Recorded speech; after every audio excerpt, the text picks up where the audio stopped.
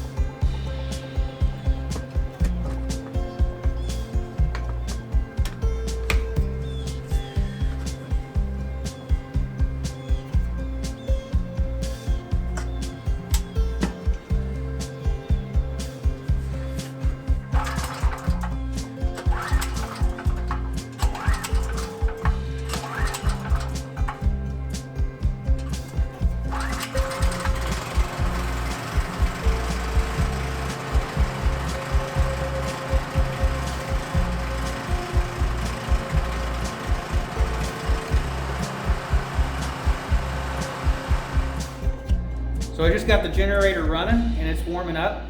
And earlier I was working in the pole barn on the tractor when the power went out, and I knew we hadn't burnt a fire today and the temperature in the house was getting down in the low 60s. So I stopped and actually split some kindling first before I came back to the house. So it's been at least 15-20 minutes so far that the power has been off and it hasn't came back on. So there's a good chance that like the refrigerators and the freezers will want to kick on and try to cool back down. And I know that'll be maybe a little bit of inrush for the generator to take that all at once, but I'm pretty sure it's going to handle it no problem. I've got my little flashlight here, so let's go in the mechanical room and see if we can switch the power over. So my breaker panel has what they call a breaker interlock, and it basically will prevent the generator and the main being on at the same time, and that's so you don't backfeed the grid and accidentally get like an electrician shocked, or somebody working on the power lines. So to flip the generator on, all I'm going to do is turn the main off, and then that allows you to push up on this interlock. You can see how it pushes up, and then this is the breaker for the generator, and that's going to allow me to turn that on. But before I turn it on, what I'm going to actually do is I'm going to turn off our air conditioner, our oven, and the dryer. So there's no chance that those three big loads will come on. And then the rest of these for our lighting and outlets and everything in the house, I'm going to leave on. So now I'm just going to flip this over, and it should light up the place. There we are. Now I could hear this kick on. It did just kick on, and it appears that it lit up the whole house. So even though it's a 5,500 watt generator, the house, since it's a brand new house and everything's LED lighting, and just tried to keep everything super efficient. It definitely, a small generator like that will run what we need to run in a power outage.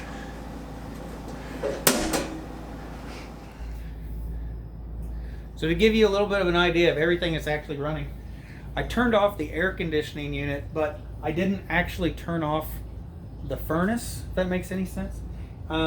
So It's actually the air blower. We have the fan on the furnace going, and to circulate the air in our house when we heat with the fireplace. So this furnace, actually, the main blower has kicked on and it is running as well.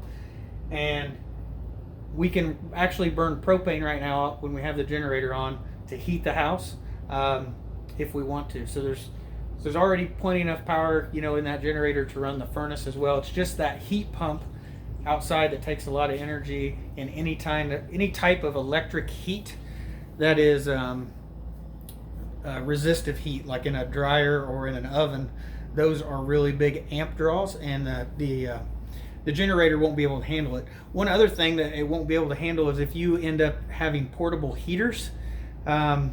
We used to have a couple portable heaters in our last house, and if you plugged in a couple of those, you would trip out the generator as well, because they're just a really big amp draw.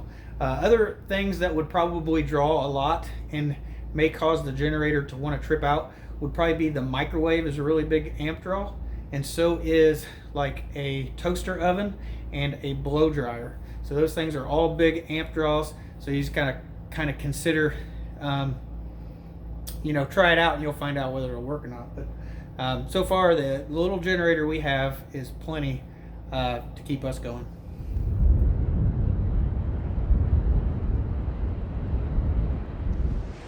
So now that the house is running on the generator, the trick is knowing when the power comes back on. Because now that I've turned the main off, you're ever going to really kind of know when the powers come back on. But if it was nighttime, you would be able to see there's a lot of dusk till dawn lights on the property. Like there's one right up here. At nighttime, if we see the dusk till dawn lights come on because they're on a totally different breaker panel, we know that the power's back on and we can flip the generator off. But during the day, it's a little trickier. So what I want to do is I came out here to the barn, and I've got the lights here in the barn, and I'm just going to flip that switch on, and I'll be able to see the barn lights. Our house is just right back there. So when I see the interior lights kick on in the barn, I'll know that the power's back on, and then I can switch the generator off and turn it back on to normal power. But it's a little bit of a trick when you turn off your whole main and put it on that brake, on the generator, of telling when the power's off. In the country, that is. I mean, if you lived in town, you'd see everybody else's power on. But out here in the country, it's a little bit different when you don't have any neighbors nearby.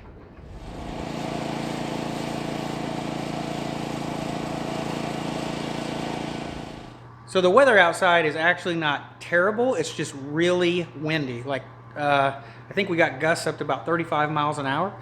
And it did rain and ice a little bit overnight, but when the power went out, all that had already been done, and it's just windy. So it's probably just like a tree fell on a power line, and that's the reason why the power went out. So if we really thought this was like a major storm and thought that the power was going to be out for several days, we would not run the generator constantly. We would need our gasoline to last us longer. So we would probably actually run the generator in the evening time to get everything kind of warmed up before we went to bed, and make sure all the freezers were frozen, and then we would probably turn it off at night and then turn it back on in the morning and kind of let the freezers and everything cool back down, and then we would probably turn it on around lunchtime as well. So we'd probably only turn the generator on for probably 2 hours at a time, and kind of try to leave it off as much as we can so we could let the gasoline, try to get that to last as long as possible. But I don't think this is going to end up being that case. I think that the maximum this will be overnight and back on tomorrow.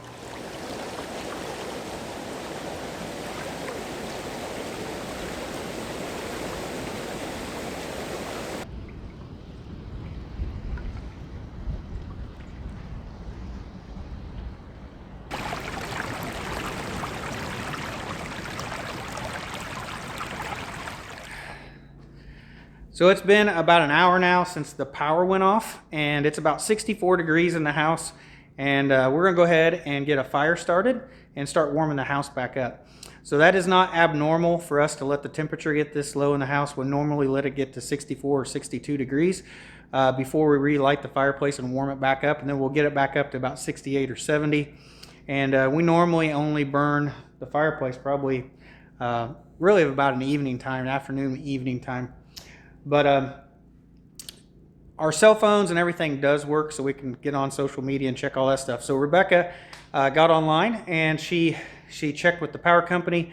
They did have an update on the power outage. So our electric company is a rural electric cooperative, and they don't make electricity, they buy it off of somebody else. And the problem was on the incoming power side that they buy their power from.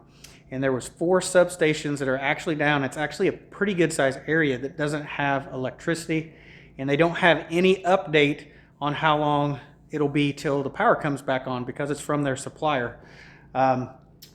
So anyway, I don't think that's going to be an issue if the power stays out overnight or into tomorrow. I did fill up all the gas cans the other day, so all our gas cans are filled up.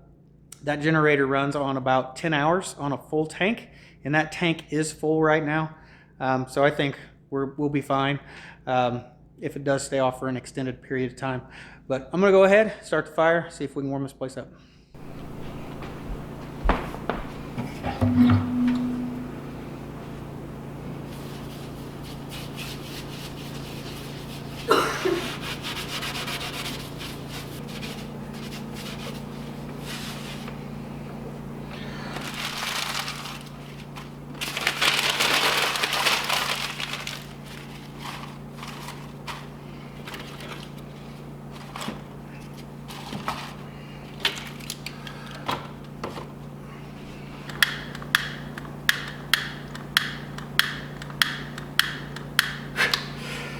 I'll go figure. I think everything's about out, ain't it? Yeah.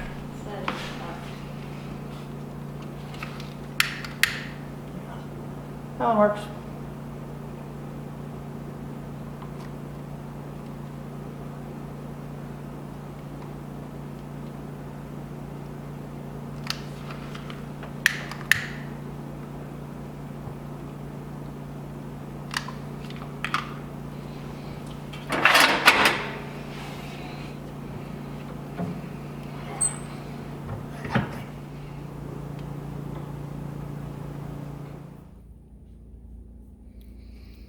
Maggie, are you staying warm? Are you staying warm? A lot of people want to know how you're doing. Are you doing better? You still got a scab where your wound is.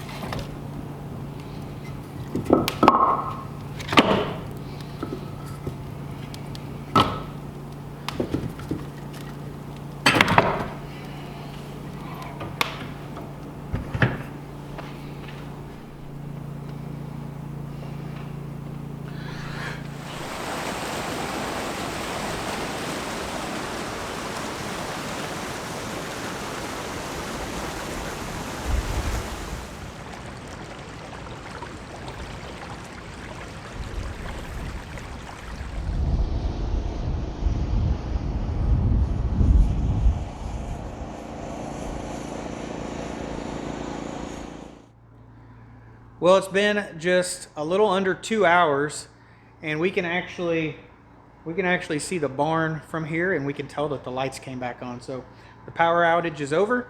So now I just need to head down to the basement and flip it back over to normal power, and then turn the generator back off. So when I go ahead and flip this back, I will blip the power for a few seconds. So first thing we need to do is turn our power off from our generator, and then turn our main back on. Oh, there we go. Now we're back on, so now I can turn back on so now I can turn the oven and the air conditioner and the dryer. I can turn those all back on, and we're 100% normal.